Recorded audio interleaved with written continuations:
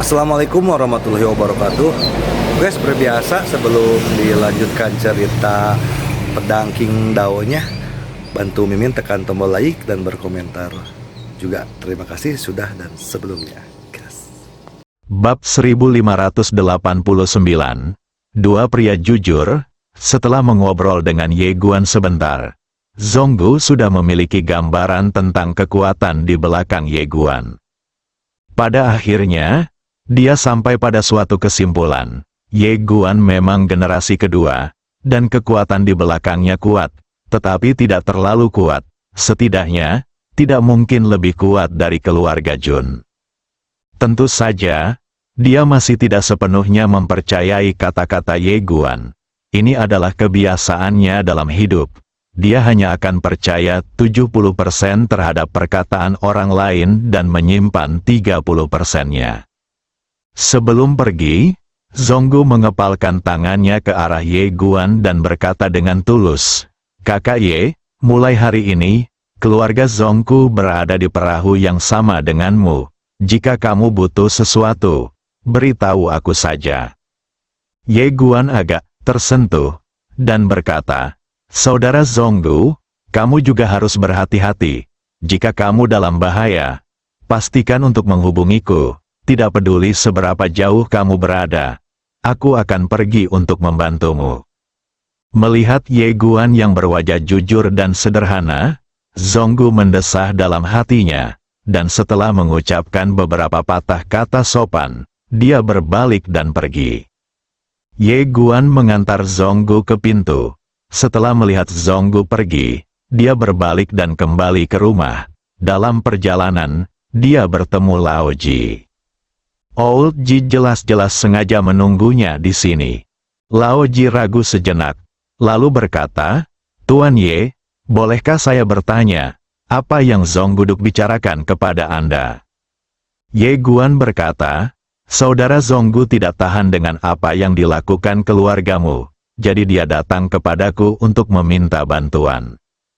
Lao Ji menatap Ye Guan, "Tuan Ye, apakah Anda mempercayainya?" Ye Guan mengangguk, "Tentu saja aku percaya. Dia membawa semua rahasia keluarga Jun kepadaku. Bagaimana mungkin ini salah?" Lao Ji sedikit penasaran, "Bisakah kamu menunjukkannya padaku?" Ye Guan mengangguk, "Oke." Sambil berkata demikian, dia menyerahkan gulungan itu kepada Lao Ji.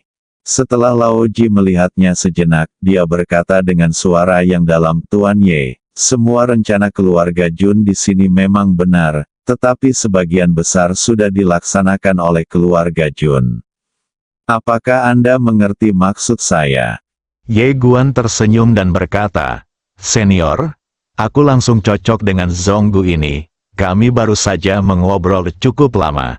Dia orang yang sangat jujur dan layak untuk menjadi sahabat dekat, sama seperti kakak Nan. Jangan khawatir." Setelah mengatakan itu, dia berjalan pergi. Di tempat semula, Lao Ji terdiam sejenak, lalu mendesah pelan, "Pemuda yang jujur." Ye Guan tiba di depan halaman rumahnya.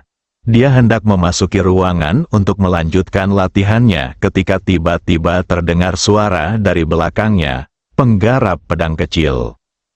Ye Guan berbalik dan melihat bahwa orang yang datang adalah Sang Mei. Sang Mei menatapnya dan berseru, "Wow, kamu terlihat sangat tampan hari ini."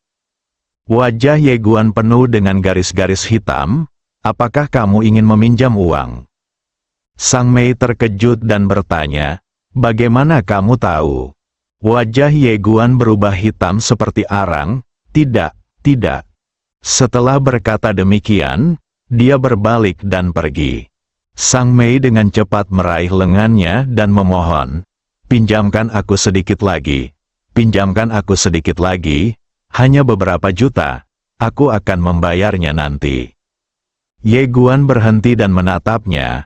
"Apakah kamu sudah menghabiskan semua 2 juta kristal roh sejati yang aku pinjamkan padamu sebelumnya?"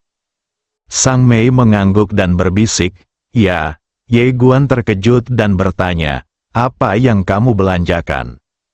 Mata Sang Mei menjelajah. Ye Guan berkata, "Jangan mencoba membodohiku." Sang Mei terkikik, sebenarnya, biayanya tidak banyak. Ye menatapnya tanpa mengatakan apapun. Sang Mei tahu dia tidak bisa menipunya, jadi dia berkata, "Saya sudah membeli semua makanannya." Ye Guan bingung, "Makanan?" Sang Mei mengangguk, "Ya." Sambil berkata demikian, dia menarik Ye Guan dan berjalan keluar. "Aku akan mengajakmu melihat." Ye Guan agak tidak berdaya, "Aku masih perlu berlatih." Sang Mei tiba-tiba menjadi penasaran, "Ngomong-ngomong, bagaimana latihanmu akhir-akhir ini? Coba aku lihat." Ye Guan tersenyum, dia merentangkan kedua telapak tangannya, dan sebuah pedang muncul di tangannya. Dia menggoyangkannya pelan ke samping, dan pedang itu bergetar sedikit. Kemudian, ruang dan waktu di sekitarnya tiba-tiba menjadi aneh. Waktu di ruang waktu kiri berlalu sangat lambat, sedangkan waktu di ruang waktu kanan mengalir sangat cepat. Ketika Sang Mei melihat pemandangan ini, dia sedikit terkejut. Penundaan waktu, hei, ruang waktu ini bukan ruang waktu di menara kecil. Tapi, ini baru saja kamu ciptakan. Ye Guan tersenyum dan berkata, "Iya." Sang Mei menatap Ye Guan, "Mengapa kamu tidak memanfaatkan waktu dan ruang di menara kecil saja?" Ye Guan memikirkannya, lalu berkata, "Aku juga bisa menggunakan waktu dan ruang di menara kecil itu secara langsung. Tetapi dalam hal itu hanya pendekatan, ambil saja, itu bukan milikku. Jadi, aku telah mempelajari waktu dan ruang yang ditinggalkan bibiku di menara kecil itu selama bertahun-tahun, berharap untuk menjelajahi misterinya dan menjadikannya milikku." Metakognisi, Sang Mei tiba-tiba berkata. Ye Guan sedikit bingung, "Metakognisi, apa maksudnya?" Sang Mei tersenyum dan berkata, "Sederhananya, penyerapan, pencernaan, transformasi, dan inovasi, itu saja." Ye Guan berkata dengan lembut, "Jadi begitulah adanya." Sang Mei berkata, "Bibimu meninggalkan waktu dan ruang ini. Mungkin karena dia tidak ingin kamu menggunakannya secara langsung. Kalau tidak, dengan kemampuannya, dia bisa saja memberikannya kepadamu dan membiarkanmu mengendalikannya sesuka hati. Tetapi dia tidak melakukannya. Jelas, dia telah menggambar sebuah titik di jalan hidupmu. Titik ini adalah tujuanmu. Meskipun titik ini mungkin agak jauh darimu pada awalnya, selama kamu mengikuti arah titik ini, kamu tidak akan pernah salah." Ye Guan mengangguk, "Saya mengerti, Nona Sang Mei. Tolong bantu saya melihat bagaimana waktu dan ruang saya."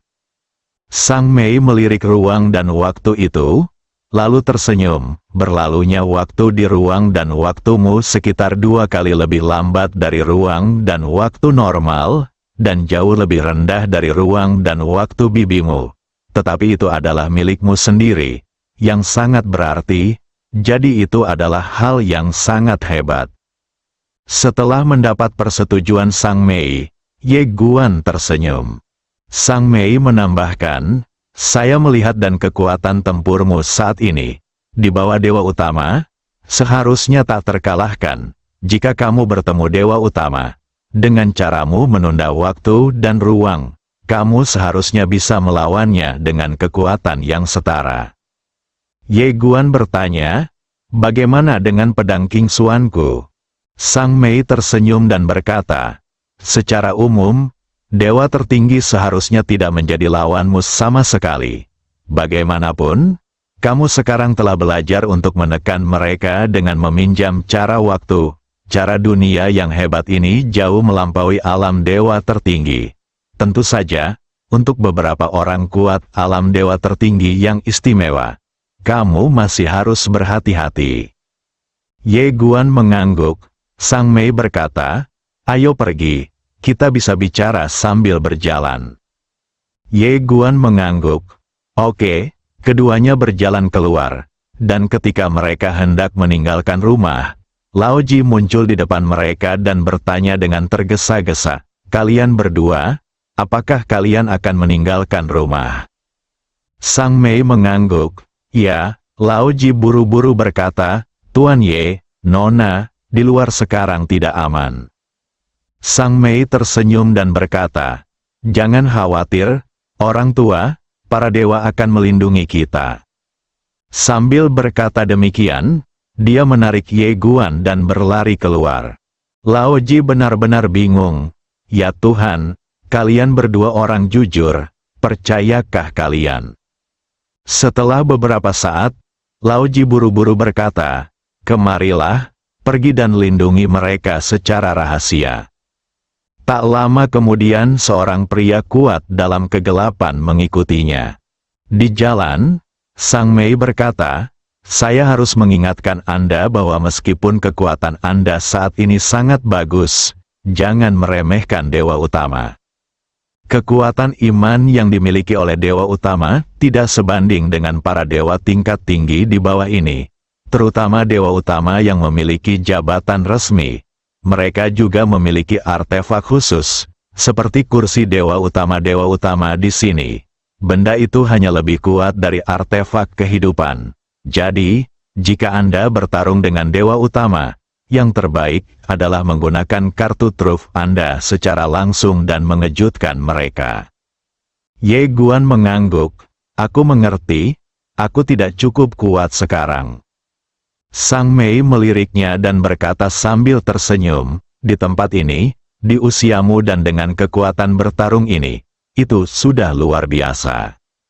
Ye Guan tersenyum pahit dan berkata, "Tapi musuhku selalu tidak normal." Sang Mei berkata, "Sebenarnya, ini adalah hal yang baik." Ye Guan menoleh ke arah Sang Mei dengan bingung, "Kabar baik?" Sang Mei mengangguk, "Ya." Ye Guan penuh dengan keraguan, "Ini." Sang Mei tersenyum dan berkata, "Saya telah mempelajari keteraturan, yaitu makhluk hidup. Sebenarnya, keteraturan adalah makhluk hidup. Saya telah menemukan bahwa dalam kehidupan semua makhluk hidup, mereka akan mengalami 3 zona, yaitu zona nyaman, zona panik, dan zona pencerahan. Secara sederhana, zona nyaman adalah melakukan apa yang paling Anda kenal. Di sini, Anda hanya dapat meningkatkan pengetahuan dan keterampilan Anda, melakukan hal-hal sederhana hari demi hari, tanpa kesulitan apapun. Dan Anda tidak akan lagi mencari hal lain. Sebagian besar makhluk hidup akan selalu berada pada level ini saat melakukan sesuatu." Setelah hening sejenak, Ye Guan bertanya, "Di mana zona panik?" Sang Mei mengeluarkan buah dari dadanya dan menggigitnya, lalu berkata, "Zona panik adalah ambisi. Anda tidak puas dengan status quo dan ingin melangkah lebih jauh. Jika Anda ingin melangkah lebih jauh, Anda harus meninggalkan zona nyaman dan mempelajari pengetahuan baru. Jika Anda ingin mempelajari pengetahuan baru, Anda harus menderita, karena apa yang akan Anda lakukan bukan hanya sesuatu yang tidak Anda kuasai, tetapi juga sesuatu yang sama sekali tidak Anda pahami. Pengetahuan di sini tidak hanya terlalu jauh melampaui batas Anda, tetapi apa yang harus Anda tanggung juga jauh melampaui apa yang dapat Anda tanggung di zona nyaman Anda." Pada titik ini, dia menatap Ye Guan. "Kamu sekarang berada di area ini, dan itu sangat menyakitkan. Karena apa yang kamu alami bukanlah apa yang seharusnya kamu alami sekarang. Tetapi kamu mungkin tidak menyadarinya sendiri. Begitu kamu berhasil melewatinya, kamu akan terlahir kembali. Ketika kamu melihat ke belakang setelah beberapa saat, kamu akan menemukan bahwa kesulitan dan musuh yang kamu hadapi sekarang semuanya dapat ditertawakan. Ini adalah pertumbuhan." Ye Guan terdiam sejenak, lalu bertanya, "Di mana zona pencerahan?" Sang Mei tersenyum dan berkata, "Sekarang masih agak jauh darimu." Ye Guan tersenyum pahit, "Masa yang menyakitkan itu? Benar-benar menyakitkan, dan itu terlalu lama." Sang Mei menoleh ke arah Ye Guan dan berkata sambil tersenyum, apakah kamu tahu tentang ulat sutra? Ye Guan sedikit bingung, ulat sutra? Sang Mei mengangguk, ulat sutra akan mulai mencoba keluar dari kepompongnya 7 hingga 15 hari setelah mereka memintal kepompongnya. Beberapa ulat sutra menghirup udara segar selama perjuangan dan akan mencoba keluar dari kepompong dan mengalami metamorfosis. Namun, beberapa ulat sutra gagal keluar dari kepompong setelah berjuang beberapa kali dan kemudian berpikir bahwa kepompong itu adalah seluruh dunia. Akhirnya, mereka tetap di dalamnya dengan sukarela sampai udara di dalam kepompong habis dan mereka mati lemas. Pada titik ini, dia berbisik, jika ulat sutra ini dapat menyadari bahwa ada dunia yang lebih besar di luar kepompong dan berjuang keras untuk keluar, mereka dapat terlahir kembali. Seperti ulat sutra ini, seringkali, kita tampaknya berada dalam dilema, tetapi sebenarnya, kita hanya terjebak dalam kepompong kognitif kita sendiri. Sama seperti Anda sekarang berada di zona kesakitan. Anda pikir Anda telah menderita ketidakadilan, tetapi dari sudut pandang lain, bukankah Anda juga sedang dalam proses keluar dari kepompong? Ye Guan tampaknya sedang memikirkan sesuatu. Sang Mei melanjutkan, sebenarnya, kehidupan seseorang adalah proses keluar dari kepompong, sama seperti saat dilahirkan, sama seperti kamu, Xiao Jianxiu. Kamu juga dilahirkan setelah proses keluar dari kepompong yang sangat kejam. Kamu tahu, kamu bisa lahir setelah mengalahkan miliaran kecebong. Pada titik ini, dia tiba-tiba menutupi wajahnya. Oh, aku sangat cabul. Ye Guan, bab 1590, hadiah Sang Mei.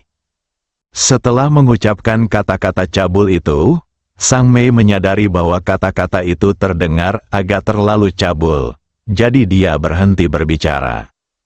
Ye Guan tengah berpikir keras. Perkataan Sang Mei membuatnya menyadari banyak masalah. Seperti dikatakannya, orang-orang tidak diragukan lagi paling nyaman di zona nyaman mereka. Mereka tidak perlu membuat kemajuan, belajar, atau bekerja keras. Mereka hanya menjalani hari demi hari. Dia bisa melakukannya sekarang, selama dia kembali ke alam semesta Guangxuan dan mengeluarkan energi pedang bibinya dan menaruhnya di alam semesta Guangxuan. Siapa yang bisa melakukan apapun padanya? Namun di alam semesta Guangxuan, Ye Guan tidak terkalahkan. Anda tidak perlu lagi khawatir akan diganggu atau dipukuli sekelompok orang. Ini tidak diragukan lagi sangat nyaman, tapi bisakah dia tumbuh? Tidak diragukan lagi bahwa hal itu tidak mungkin. Meskipun musuh di luar lebih kuat, namun baginya, dunia ini juga penuh dengan peluang dan tantangan. Begitu dia dapat melaluinya, itu akan menjadi semacam pertumbuhan baginya. Karena kamu telah memilih untuk keluar dan mencoba keberuntunganmu, kamu harus membuat nama untuk dirimu sendiri di dunia ini alih-alih menanggung kesulitan dan penderitaan tetapi tidak mencapai apapun. Harus kuakui, dia masih sedikit merindukan pemilik pena Dadao. Tanpa pemilik pena Dadao dan tanpa musuh untuk diincar, ini sungguh agak membosankan. Memikirkan hal ini, Ye Guan tertawa. Dia menoleh untuk melihat Sang Mei di sampingnya. Sang Mei telah kembali normal. Dia tersenyum dan berkata, "Nona Sang Mei, saya ingat saat pertama kali kita bertemu, Anda sedang berbaring di peti mati. Mengapa?" Senyum Sang Mei berangsur-angsur menghilang, dan dia mendesah, "Aku sakit." Ye Guan sedikit bingung. "Apakah kamu sakit?" Sang Mei mengangguk, "Satu kecerobohan menyebabkan penyakit." Ye Guan bertanya dengan serius, "Apakah ini serius?" Sang Mei menggelengkan kepalanya sedikit, merasa sedikit tertekan.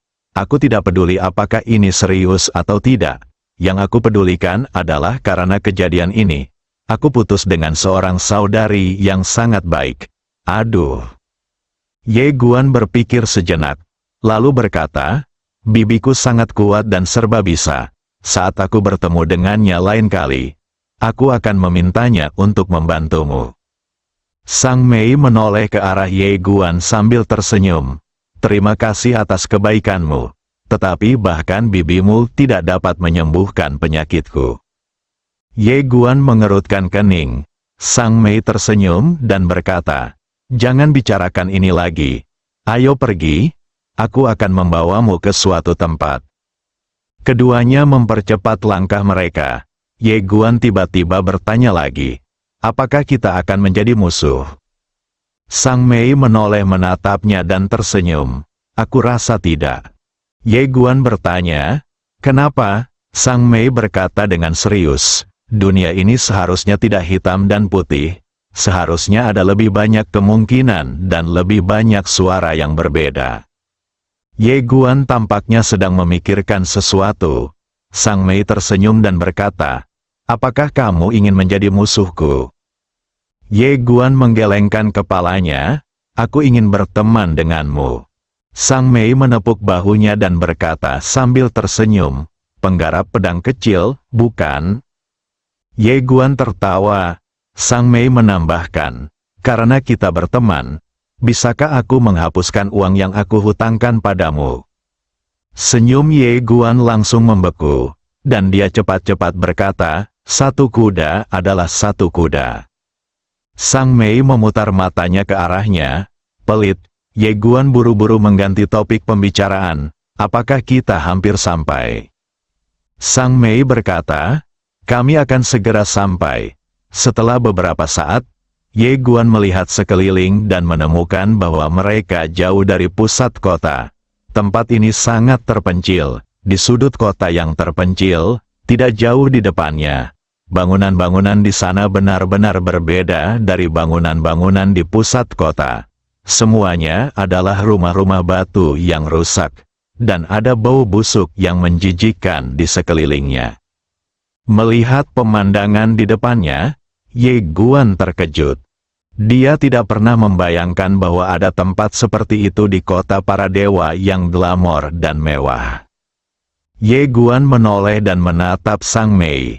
Sang Mei tidak mengatakan apa-apa dan terus menuntunnya ke depan. Semakin jauh dia masuk ke dalam, semakin rusak keadaannya, dan dia juga melihat beberapa orang. Kebanyakan orang-orang itu tidak bercocok tanam dan berpakaian compang camping, seperti pengungsi. Tidak, mereka adalah pengungsi. Kakak Sang, pada saat ini, sebuah suara tiba-tiba datang dari sudut tidak jauh. Dan kemudian seorang gadis kecil berusia 13 atau 14 tahun tiba-tiba berlari keluar. Dia berlari ke Sang Mei dan ingin memeluknya, tetapi takut mengotori gaun Sang Mei. Jadi dia merasa sangat gugup, dan memegang pakaian itu erat-erat dengan kedua tangan. Merasa gembira, tetapi juga sedikit gelisah. Sang Mei berjongkok. Dia memegang tangan kotor gadis kecil itu, dan berkata sambil tersenyum, Xiaoran. Gadis kecil bernama Xiaoran itu sangat gembira. Kakak Sang, penyakit ayah sudah sembuh. Ayo jalan-jalan. Sambil berbicara dia menarik Sang Mei dan berjalan ke samping. Ye Guan mengikutinya. Sepanjang jalan, Ye Guan melihat sekeliling. Tempat ini benar-benar kotor dan berantakan. Dan ada cukup banyak orang yang tinggal di sini. Segera, dia mengikuti Sang Mei dan gadis kecil itu ke sebuah rumah batu yang bobrok. Rumah batu itu tidak besar. Di depan rumah batu itu, ada seorang pria duduk. Lelaki itu tampaknya berusia sekitar 40 tahun, berpakaian sangat lusuh, dan hanya memiliki satu kaki. Ayah, gadis bernama Xiaoran itu segera berlari menghampiri lelaki itu dan berkata dengan gembira, kakak Sang Mei ada di sini. Pria itu berdiri dengan bantuan tongkat. Dia tampak sedikit canggung. Nona Sang, silakan duduk. Xiaoran dengan cepat memindahkan kursi dari samping, menyekanya dengan lengan bajunya, lalu memindahkannya ke depan Sang Mei. Pria itu dengan cepat berkata, Xiaoran, dan pemuda ini. Xiao Ran bergegas berlari ke rumah batu dan mengambil kursi. Dia pun menyekanya dengan kuat menggunakan lengan bajunya, lalu menggerakkannya di depan Ye Guan dan berkata dengan takut-takut, "Kakak, duduklah." Ye Guan tersenyum dan berkata, "Terima kasih." Setelah keduanya duduk, Sang Mei memandang ayah Xiao Ran dan berkata sambil tersenyum, "Zuyun, tampaknya penyakitmu seharusnya baik-baik saja." Pria bernama Zuyun berkata cepat, "Ini semua berkat Nona muda. Nona muda sangat baik, dan kami, ayah dan anak." Sang Mei tersenyum dan berkata, "Itu masalah kecil." Zuyun ragu-ragu untuk berbicara. Sang Mei berkata, "Ceritakan padaku, aku akan mencoba membantu." Zuyun mendesah pelan, "Nona Sang Mei, Anda telah menyelamatkan hidup saya, jadi Anda seharusnya tidak meminta apapun lagi. Tapi..." Sambil berbicara, dia menatap Xiao Ran yang berdiri di samping, matanya penuh cinta dan belas kasihan. "Nona Sang Mei, bisakah Anda membawa Xiao Ran pergi? Dia sangat penurut dan dapat menanggung kesulitan. Beri dia sesuatu untuk dimakan." "Ayah," Xiao Ran bergegas berjalan ke arah Zuyun. Dia meraih tangan Zuyun dan menggelengkan kepalanya. Aku tidak akan pergi." Zuyun mendesah pelan, "Tidak ada jalan keluar di sini." Xiao Ran menundukkan kepalanya, "Aku tidak akan pergi." Zuyun menoleh ke arah Sang Mei. Matanya penuh permohonan. Dia tahu perilakunya sangat tidak pantas, bahkan agak tidak tahu malu. Tetapi tidak mungkin, dia sudah cacat, dan jika Xiao Ran terus tinggal di sini, akan sulit baginya untuk bertahan hidup. Antara Xiao Ran dan martabat pribadi, dia memilih Xiao Ran tanpa keraguan. Sang Mei memikirkannya, lalu berkata, "Aku akan memikirkannya, oke?" Melihat Sang Mei tidak menolak, Zuyun langsung berkata, "Oke, oke." Sang Mei tersenyum dan berkata, "Xiao Ran, kemarilah." Xiao Ran bergegas berjalan ke arah Sang Mei, yang dengan lembut menyeka debu di wajahnya, lalu mengeluarkan sebuah tas dan menyerahkan padanya, yang berisi beberapa makanan. "Jaga baik-baik ayahmu. Kakakku dan aku akan datang menemuimu 2 hari lagi." Xiao Ran mengangguk cepat. "Oke." Ye Guan dan Sang Mei bangkit dan pergi. Di belakangnya, Xiao Ran berbisik, "Ayah, aku tidak ingin meninggalkanmu." Zuyun berkata, "Jika kamu tidak pergi, kamu tidak akan pernah memiliki kesempatan untuk sukses dalam hidupmu." Xiao Ran berkata, "Aku tahu jika aku pergi, ayahku akan mati." Zuyun berkata, "Jika kamu bisa pergi dari sini, ayahku akan bahagia bahkan jika dia meninggal." Xiao Ran menangis. "Aku tidak." Suara Zuyun menjadi sedikit tegas. "Gadis kecil, ingatlah, saudari Sang ini jelas bukan orang biasa. Kamu bertemu dengannya. Ini adalah berkah yang tidak bisa kamu dapatkan dalam 10 kehidupan. Jika dia bersedia membawamu pergi, kamu harus mengikutinya." "Ayah, aku tidak ingin menjadi yatim piatu." Di luar, di jalan yang kotor, Ye Guan melihat sekeliling dan mendesah. "Aku tidak menyangka akan ada tempat seperti itu di kota dewa." Sang Mei melihat sekeliling dan berkata dengan lembut, "Tempat ini disebut daerah kumuh. Setidaknya ada puluhan juta orang miskin yang tinggal di sini." Ye Guan sedikit terkejut. "Puluhan juta?" Sang Mei mengangguk, "Ya." Ye Guan berkata dengan suara berat, "Mereka." Sang Mei berkata, "Model kelembagaan Pantheon adalah karena sistem promosi, yang disebut dewa. Di Pantheon hanya fokus pada kaum elit dan mereka yang berbakat dan jahat dengan potensi. Kelas-kelas ini dapat menjadi pertunjukan mereka, sementara mereka yang di bawah tidak berharga bagi mereka. Dan mereka yang tidak memiliki nilai tidak dapat menikmati berbagai kebijakan kesejahteraan Pantheon." Dia berhenti sejenak dan melanjutkan. Lagi pula, seiring berjalannya waktu, begitu ada terlalu banyak orang yang tidak memiliki nilai, mereka akan dibiarkan berjuang sendiri. Ye Guan mengerutkan kening, Tuhan tidak peduli. Sang Mei memiliki ekspresi kosong di wajahnya. Anda harus mengerti. Ada ungkapan yang disebut, menipu atasan dan menyembunyikan kebenaran dari bawahan. Ye Guan tetap diam. Sang Mei melanjutkan, orang-orang di sini terlalu lemah. Iman mereka tidak berguna bagi para dewa utama yang telah mengambil alih tahta. Singkatnya, mereka adalah sekelompok orang yang tidak berguna bagi orang-orang yang berkuasa di atas sana, dan bagi orang-orang yang tidak berguna.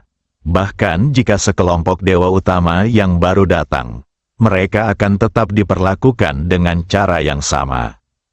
Ye Guan mendesah pelan. Sang Mei menambahkan, apa yang disebut kekuatan Tuhan berasal dari 2 titik. Yang pertama adalah kekuatan kehendak Tuhan yang dianugerahkan oleh Tuhan. Yang kedua adalah kekuatan iman semua makhluk hidup. Kekuatan-kekuatan iman ini bergantung pada kekuatan semua makhluk hidup itu sendiri dan kemurnian iman mereka. Semakin kuat kekuatan semua makhluk hidup, semakin kuat Tuhan yang mereka yakini. Semakin murni iman semua makhluk hidup, semakin kuat mereka sebenarnya. Namun, Ye Guan berkata, kemurnian iman terlalu lambat, karena Anda perlu melakukan hal-hal yang benar-benar bermanfaat bagi orang banyak, dan kemudian semua makhluk hidup akan percaya kepada Anda dari lubuk hati mereka dan menghormati Anda sebagai dewa. Pada titik ini, dia tertegun. Sang Mei menatapnya, jejak kekaguman melintas di matanya, dan dia tersenyum dan berkata, ya, metode ini sebenarnya lebih tahan lama daripada yang pertama. Karena apa yang disebut kepercayaan pada yang pertama sebenarnya lebih dipaksakan oleh kekuatan, dan mereka harus percaya. Sedangkan yang kedua adalah bahwa semua makhluk hidup secara sukarela percaya padamu.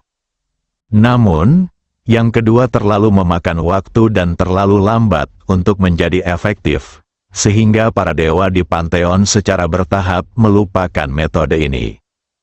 Ye Guan berkata dengan lembut, di era dan peradaban apapun, sebagian besar waktu, kelas bawah sulit untuk benar-benar dihargai. Sang Mei mengangguk. Semua makhluk hidup dalam masalah. Semua makhluk hidup dalam masalah. Pada titik ini, dia menoleh untuk melihat Ye Guan dan berkata sambil tersenyum, pendekar pedang kecil, bagaimana dengan ini? Kamu datang untuk mengubah tempat ini. Jika kamu dapat mengubah tempat ini secara mendasar dan mengubah nasib mereka, aku akan memberimu hadiah.